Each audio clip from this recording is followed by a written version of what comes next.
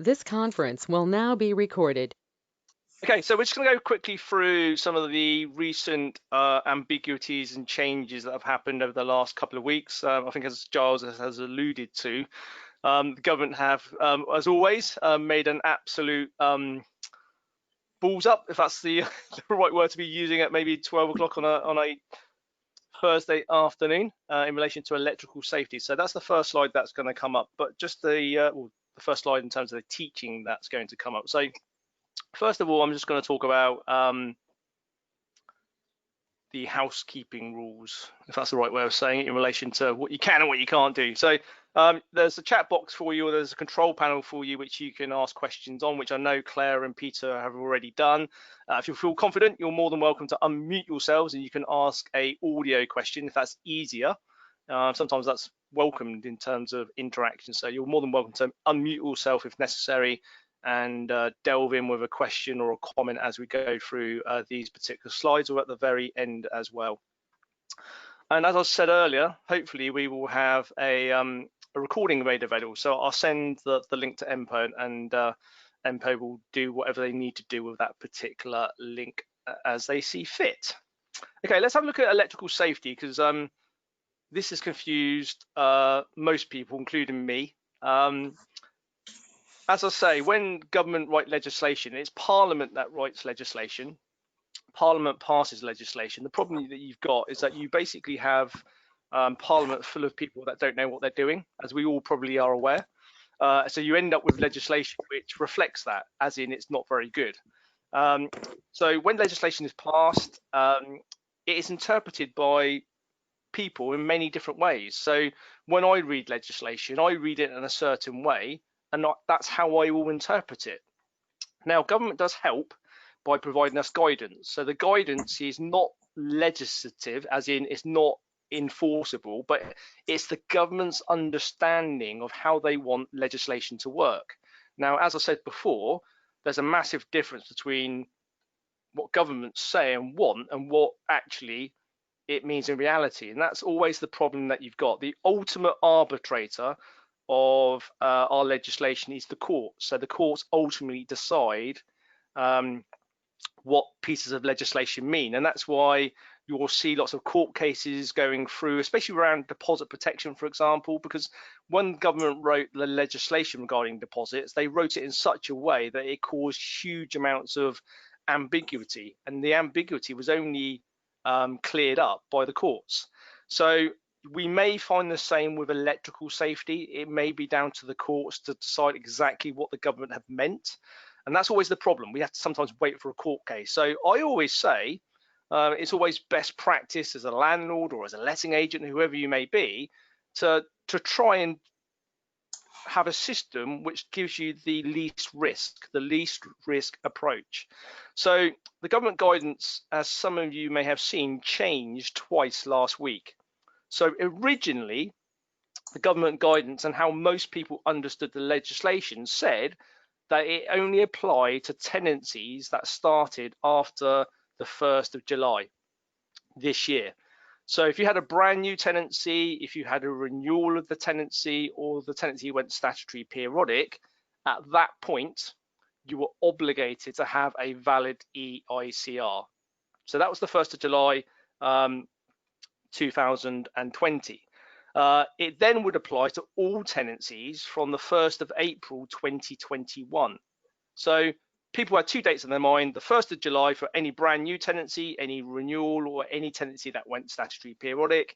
And then the second date was the date it applied to all tenancies in existence, which was the 1st of April 2021. However, as some of you may have seen, and I think I've emailed EMPO, and I think EMPO emailed stuff out, is the guidance changed last week to say actually it applies to any tenancy that you create in June. So any tenancy that you create from the 1st of June 2020, you would be obligated to have an EICR by the 1st of July 2020. So it's moved 1 month back. So if I created a tenancy, a brand new tenancy on the 1st of June 2020, by the 1st of July 2020, I must have a valid EICR in place. So the government legislation or the government guidance changed last week to reflect that position. And the scary thing is actually, if you read the legislation, that position is actually correct. I won't bore you to death with the legislation because it can bore people to tears sometimes, but actually the legislation does actually say that. It says if you have a tenancy that starts in June 2020, by the 1st of July 2020, you must have a valid EICR in place. So it's giving you, it's giving you a grace period of potentially a month to go and get an EICR conducted, which actually, from a common sense perspective, does actually make sense if they were bringing this legislation in quite quickly. But we have known about this since January this year. They brought the legislation out as a draft in January. So most landlords and most letting agents have had quite a lot of time to prepare themselves for the 1st of July deadline. However, the legislation, if you read it correctly, actually says if it starts in June, by the time you get to the 1st of July, you must have a valid EICR. So the government changed the legislation or the guidance last week to reflect that. Then a number of the associations, the NRLA, ARLA, all those associations complained, saying, actually, why have you changed it? That makes no sense. Well, actually, to me, it makes sense. But then they changed it back to the original guidance. So now the original guidance has appeared again on the website and saying that it only applies to tenancies that start on or after the 1st of July 2020. But however, my position is very clear, is that actually any tenancy you create in June this year requires an EICR by the 1st of July. So actually the guidance which was changed, sorry, let me go back to my slide. The guidance which was changed is actually correct. Even though they've changed it back to the original guidance, I think the original guidance actually is wrong. And I know that's really confusing, and it confuses me sometimes, but that's the way the legislation is written. And it's not for the government to decide what they mean by it. It's actually for the courts. And I think if I'm reading it correctly, I do believe that any tenancy that started in June this year, you are required by the 1st of July 2020 at the latest to have a EICR in place. And I don't know if that helps or hinders, but that's my clarification of the ambiguity. So if you've had no tenancy start in June, don't worry about it. It doesn't apply to you. But if you've had a tenancy start in June, so anywhere between the 1st of June and the 30th of June, and you thought, actually, I did not need to have an EICR, sadly, you're going to have to think again, and you do need an EICR. I suppose the saving grace is depending on how Nottingham City Council or maybe your local council actually interpret the legislation themselves, because the penalty is levied by the local council. It's the local council who levied the penalties.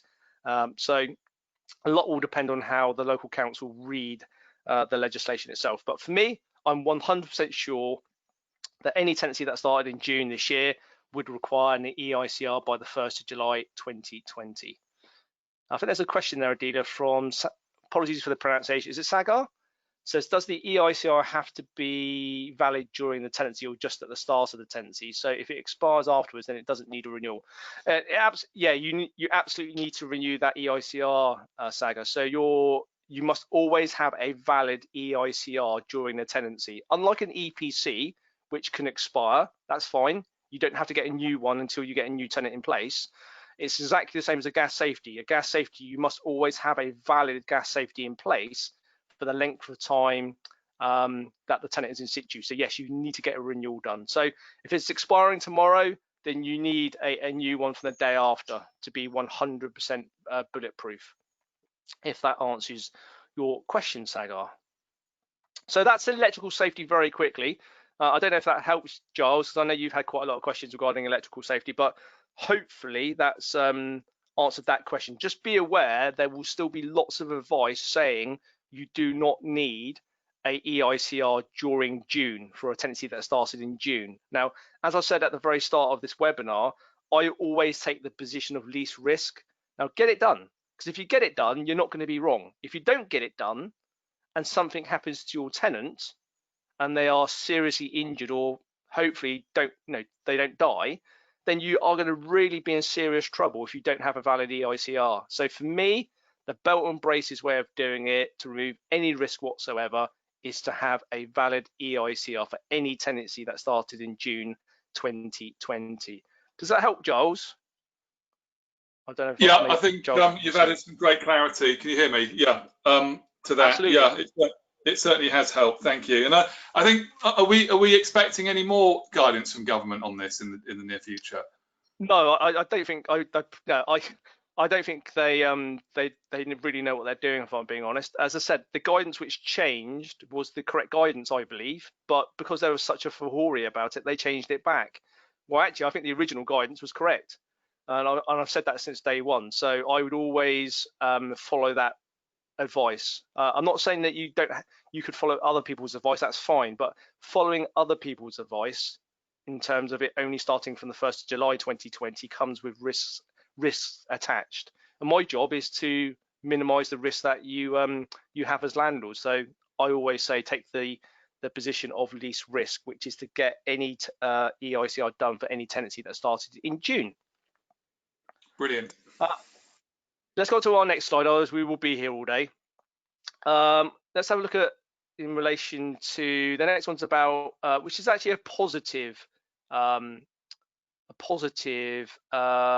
decision in relation to gas safety records. So I think we're going to talk about whoops, get these slides up. Sorry, my slides just moving around a bit. Okay, so the next one's about gas safety. So this is actually a positive decision. I think it's been publicised quite widely on MPO's websites and their social media, but again, there's a little bit of ambiguity. So this isn't as clear cut as it first seems, because again, the judges were split on their decision. When we have a court decision, that court of appeal, there are 3 judges, and this was a decision in relation to 2 judges agreeing and 1 judge not agreeing. So there is certainly plenty of scope for ambiguity there. So this was all about the provision of a gas safety when a tenant first moved in. So this is what the decision was about. It wasn't about anything else. This was all about whether or not you had to provide a gas safety record on commencement of the tenancy agreement. And the courts very clearly said, in terms of the Court of Appeal decision, that there was no obligation to do so in relation to a Section 21. So the judges in this particular decision said very clearly that actually, if you don't give them a copy of a gas safety record before they first commence occupation, then that will not make a Section 21 invalid. So lots of landlords were certainly breathing a sigh of relief, because they had no evidence that they had given to a new tenant a copy of the gas safety record. So it doesn't mean that you can't. It doesn't allow you not to do one, but what it does do is say that if you did do one, but you forgot to give a gas safety record to the tenant, then that would not make your Section 21 invalid. So you still need to do a gas safety record as per normal. It's just having physically given a copy to the tenant. If you can't prove that, then that won't kill off your Section 21. So in that sense, it's a common sense decision.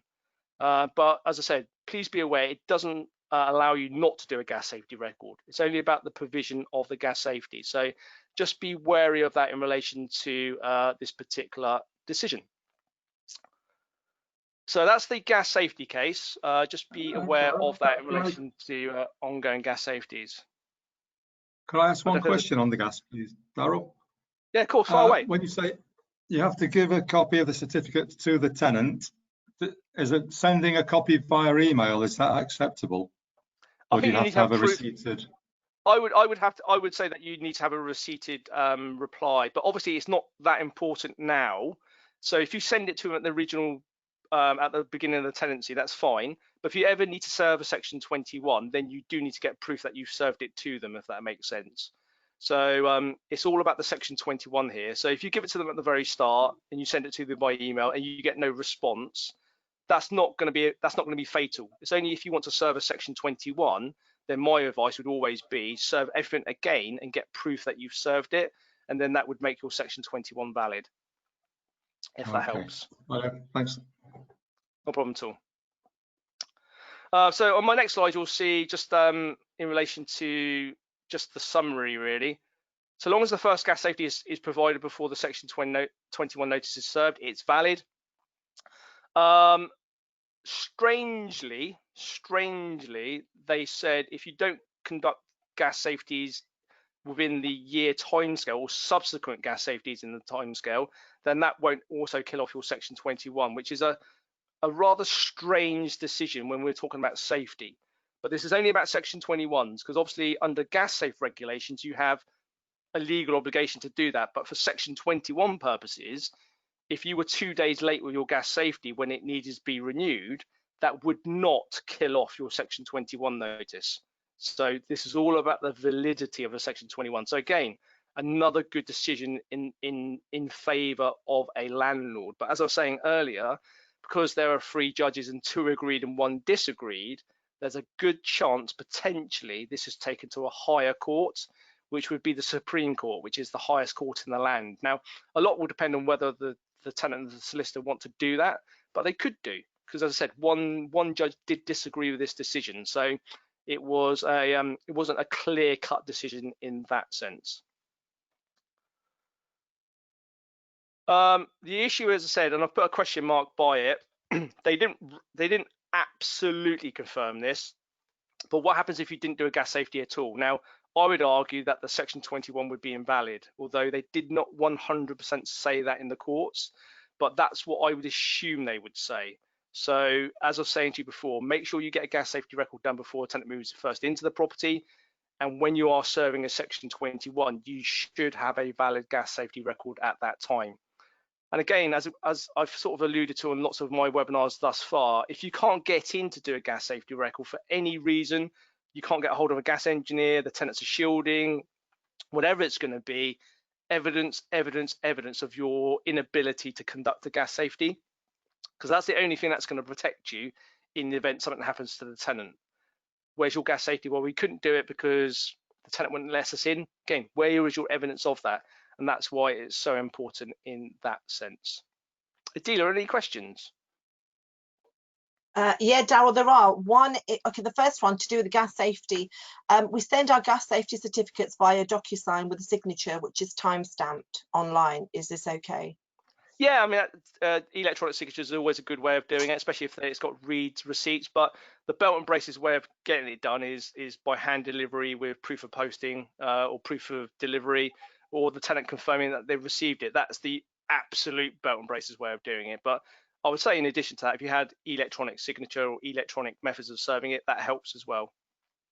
Do you want other questions not related to the... Far away. Yeah. These are far away. Right. So what's your take on Section 21 in terms of when it will be disbanded? I mean, I think from my perspective, that's going to take quite a long time. I think even before lockdown, I said 3 to 4 years. So add a few more years in that in relation to the lockdown. So it probably won't be for 5 or 6 years would be my impression. What about guidelines regarding changeover of tenancies? Yeah, I saw that question earlier. It depends on, I mean, that could be almost another webinar on its own. When you say changeover, do you mean a whole changeover, a brand new tenant moving in, or do you mean changes of certain tenants within a joint tenancy group? So there are lots of different interpretations of what you mean by changeover. But as a general rule, my advice would be that if you're changing a brand new tenant completely or changing some of the joint tenants, you treat them as brand new tenants. You treat them as if they have physically moved out and physically moving back in again. Even though they may not have physically done that, that's how you treat them. So you redo deposit protection, you reserve the EPC, you reserve the gas safety record, you reserve the how to rent guide, you do a Legionnaires risk assessment, you update the inventory. So they're all the things I would always suggest the landlord does when there are changeovers of tenants. You treat them as if they physically moved out and they physically moved back in again, and you do all the compliance things again to be 100% belt and braces. In terms of, I think Claire just mentioned about the COVID situation. Again, I think we've sort of covered it on previous webinars from memory. Sorry, my memory's just desperately trying to think what I've covered over the last 2 or 3 months, but it's been quite a lot. In terms of move-ins and moves outs, yeah, obviously, again, I'm not too sure if Adela or Giles have sent out the risk assessments. Have you guys? Daryl, that was one of the questions. So, well, one of the points, the risk assessments you've sent us, we just wanted to know if you could maybe just go through them, and then once you have done, we can we've got them, and we can email them out to members as and when they require them. Do you just want to talk through what you've done? Yeah, I'm happy to do that. Yeah, let's talk through them, and we can do that tomorrow if needs be. I'm happy to do that. So yeah, in terms of the situation, in terms of COVID, Claire, a lot will depend obviously on who you're moving in and moving out, but in terms of joint tenancies, I think I'll cover it on the next slide actually. Let me just go through this slide, Claire. It might answer some of your questions. I appreciate it may not answer all of them, but it might answer some of them. So I would argue, and I think I've said this from day one, I don't think even after the July the 4th, we're at a position to mix households, if that's what you mean. So if we're changing some of the tenants in situ, do I believe you can move out 2 tenants and move 2 brand new tenants in? As of today, which is the 25th of June, I've not seen any guidance whatsoever that says you can do that. Now, I fully accept people are doing it. I fully accept there is guidance or advice from others to say you can do it in a certain way. But my position is actually moving or mixing households is not something which I have seen that you can do. So that would be my concern. Where it's self-contained and it's one household moving from one house to another, I have no problem with. However, if you start mixing up households, that is, from my perspective, the highest risk in relation to COVID transmission. Now, I fully accept there will be people on this webinar who might have a slightly different view to that than me, but that is my position. So I would say if you're mixing households together, my advice would be that you hold off from doing that until such a time that we may receive other guidance from the government. Because I've not seen anything in relation to the guidance allowing that, but I fully accept people might interpret the guidance and government's instructions slightly different to how I'm interpreting them. But common sense dictates to me that if you're going to be mixing households together, that is going to be the biggest risk in relation to the transmission. I don't know what other people think, but as I said, every person that you move in and move out, irrespective of whether it's joint tenants or one whole tenancy or one whole household, you must undertake risk assessments. So you've got to make sure that when you're doing viewings, you've risk assessed it, you're cleaning, you're providing PPE if necessary, you're leaving the property empty for a couple of days, whatever it's going to be. You need to make sure that you have shown due diligence and you're able to evidence that you have understood the risk and where possible you've mitigated that risk. So that's the important thing from a letting agent and landlord perspective. Even if you're a one property landlord, this still applies to you. You still have that legal obligation under the Health and Safety at Work Act to make sure that you undertake your business in such a way that does not inherently put people at risk or greater risk than what would be deemed to be normal. So from a landlord perspective, and that's where I was saying with Giles and Adela, I've created some risk assessments for certain processes which you may need to go through and decide what you need to do to minimize that risk. As we know, you can't eliminate risk in its entirety, but what you can do is you can mitigate risk, and that's your job as a letting agent or landlord. I don't know if that helps, Claire, to a certain extent, but if you've got any other questions, please don't hesitate to put them on at the end. Sorry, Dal, quickly, Claire's got one question. We have tenants that are wanting to move in on the 1st of July. There are 5 tenants coming together. If we say they can't do that, where does it leave us? When you're saying 5 tenants coming together, is that 5 separate tenants and 5 separate households, I assume? So there are 5 students coming from 5 different parts of the country. Now, would I argue you can do that? I would probably say no. I would say the legislation doesn't allow me to mix 5 households together. Now, if the law and guidance doesn't allow you to do that, then in a certain extent, the tenancy can't start because it's almost frustrated. The law doesn't allow you to do it. Now, I fully accept, You know, when you go around and people go, well, actually, there's, you know, I'm in Bournemouth and there's about 2 million people on the beach at the moment. So I fully accept people can say, well, yeah, but lots of people are taking risks or doing stuff that they shouldn't be doing, whatever it's going to be. But you can't really self-distance in a house. It's going to be almost impossible if you're sharing facilities and those types of scenarios. So it's one of those situations whereby you're going to have to take your own individual position. But I just look at it and I would say, if you're mixing 5 people from 5 different households, to me, that is going to be the highest risk. In terms of the law, Tom, it's they've amended it, so it's under the Coronavirus Health Protection Regulations 2020. So it talks about what you can do inside and outside of the home. So I think you can only mix at the moment with 1 other person in the home, or is it 2? I can't remember off the top of my head now. But they changed it. I think it's 1 other person from another household inside the house. Outside the house, you can mix with, is it 6 other people? So it changes so frequently. I sometimes get slightly confused, but my understanding it's under the regulation, so you can only mix a number of people. So only 2 households. So boyfriend and girlfriend could move in together into 1 household now, because that's their bubble. Is that what they call it now? A social bubble.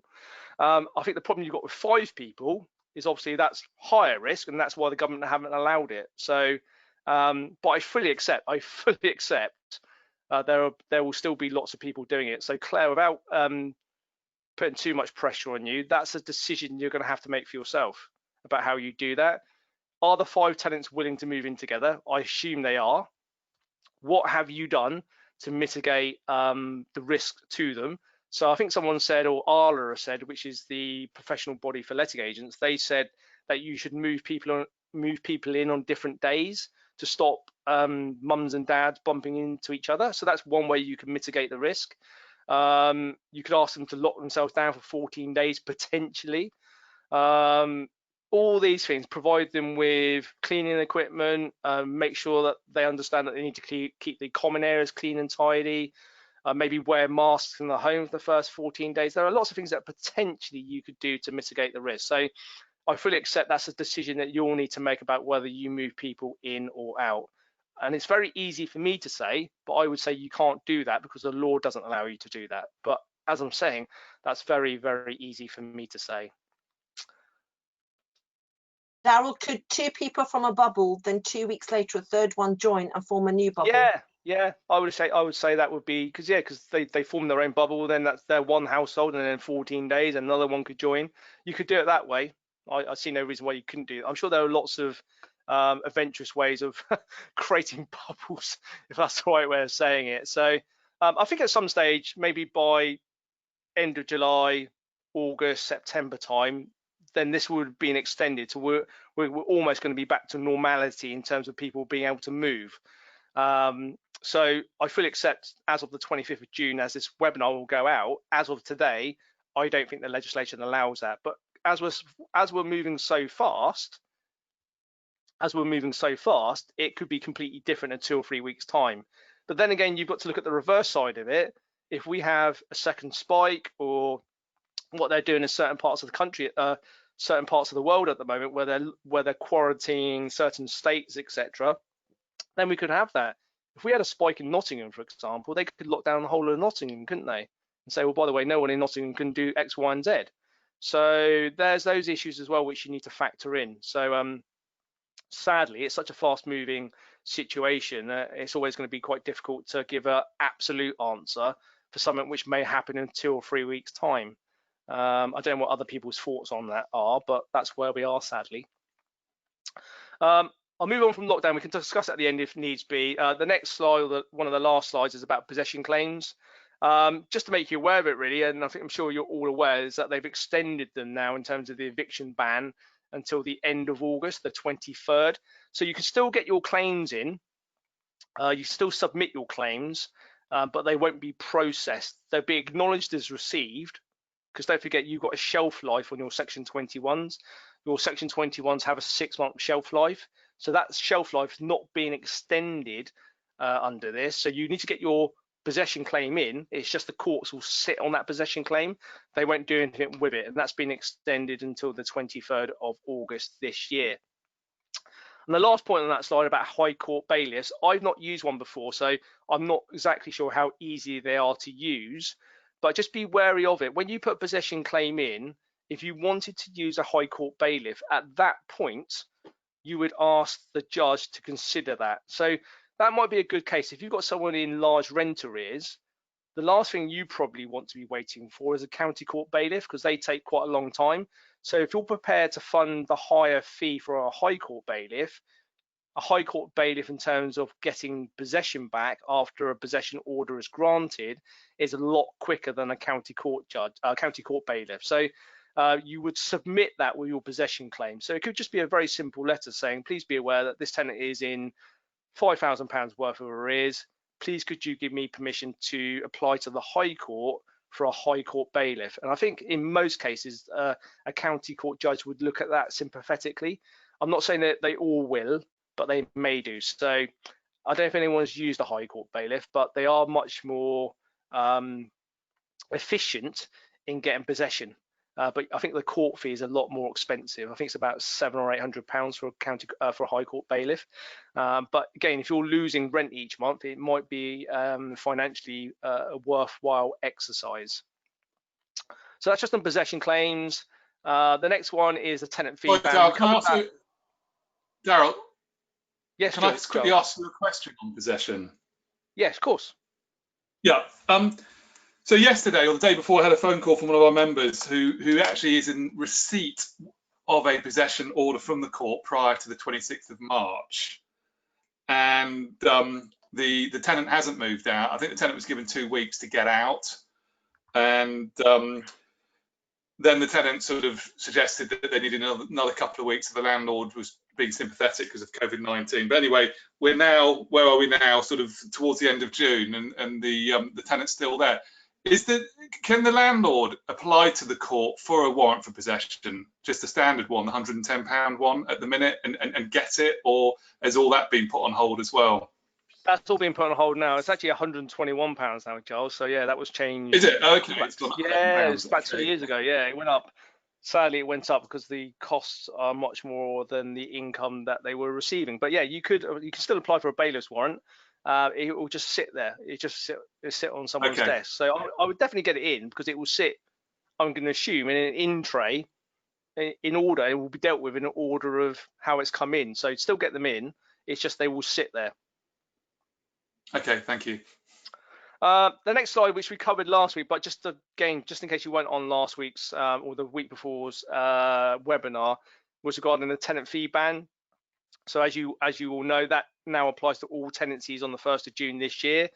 If you've got any fees that you're not allowed to be holding, maybe a checkout fee. Again, I fully accept most landlords don't take checkout fees, but if you did and you were holding one and the tenant hadn't moved out yet, then you would have to refund that checkout fee back to the tenant.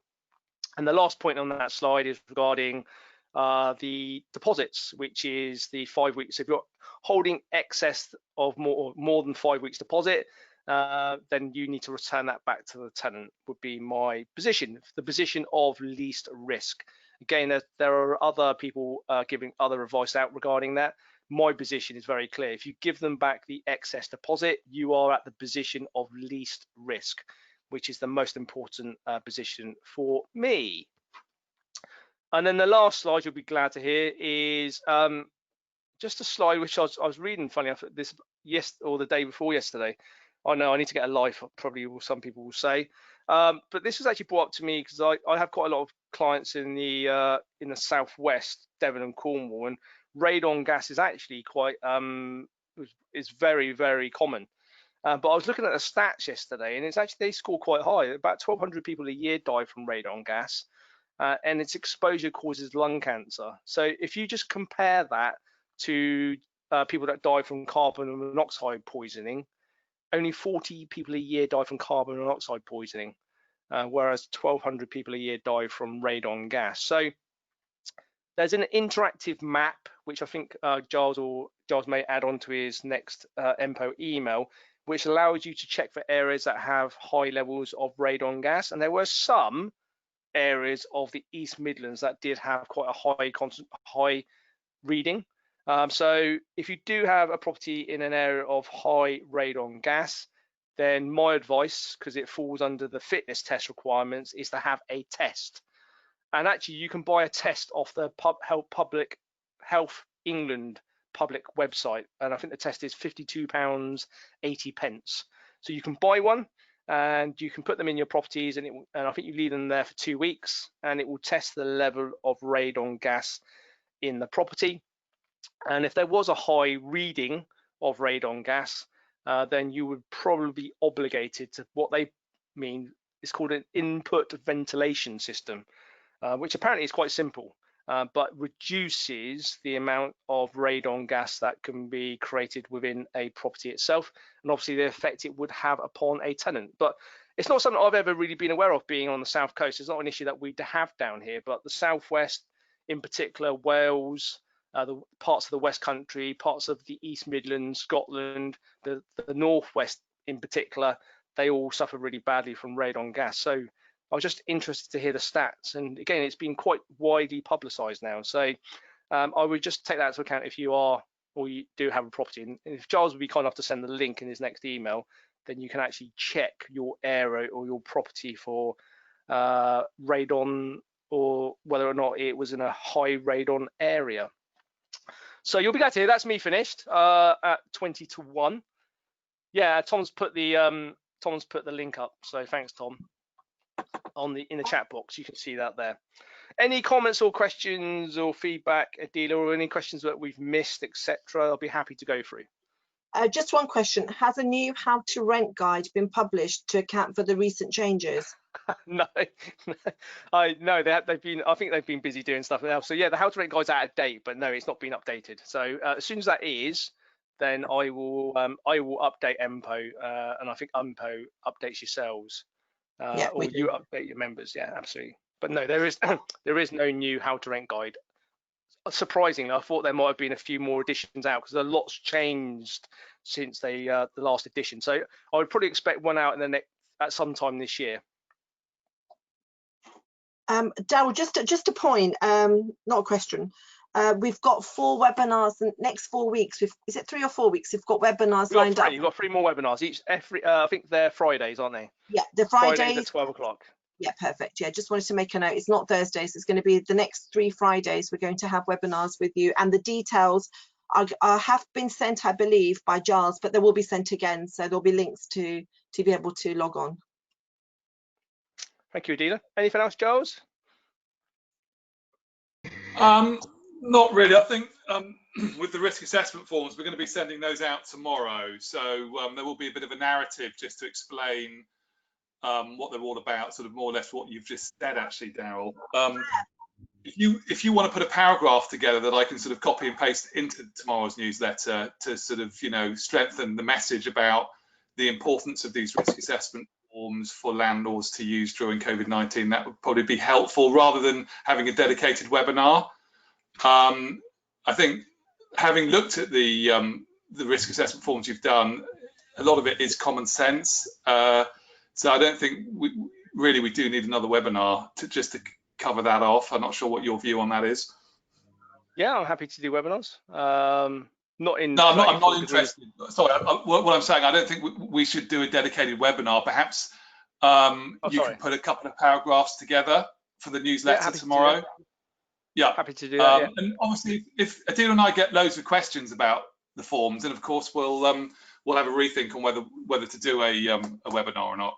I think they're relatively easy to use personally. Obviously, I'll put them together. I didn't try to make them too complex.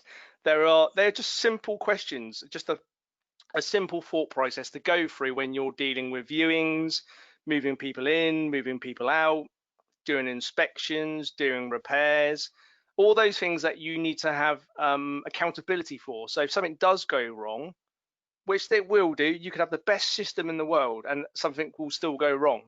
But so long as you can show due diligence and that you've tried to minimize the risk to yourself, to a viewer, to an occupier, to a tenant, to a contractor, whoever it's going to be, what else could you have done?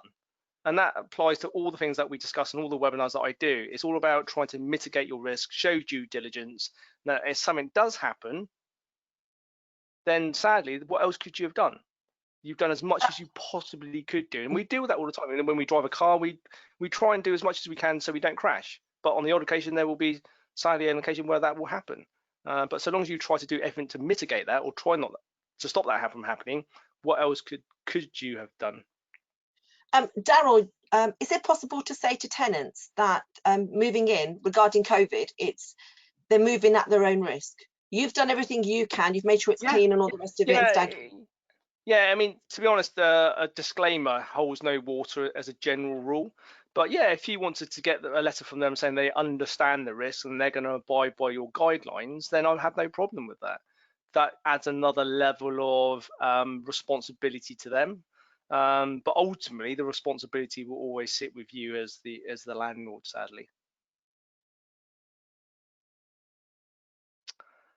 Otherwise, I think that's all. Is it, Adela? And Giles, can I thank you all for, I'm off to the beach. No, I'm off to the beach. I'm going to sit in the back garden, I think. Beach is too busy. There's about 1 million people down there yesterday, so I'm not going to go and sit on the beach. I will leave you all in peace, and I will speak to Adela and Giles later on regarding the risk assessments. Otherwise, have a lovely day. I think this is the last day of heat, thankfully, and I will see you all next Friday. I think it's for problem tenants. Okay, cheers, guys. Bye. Thanks, Daryl. Bye-bye.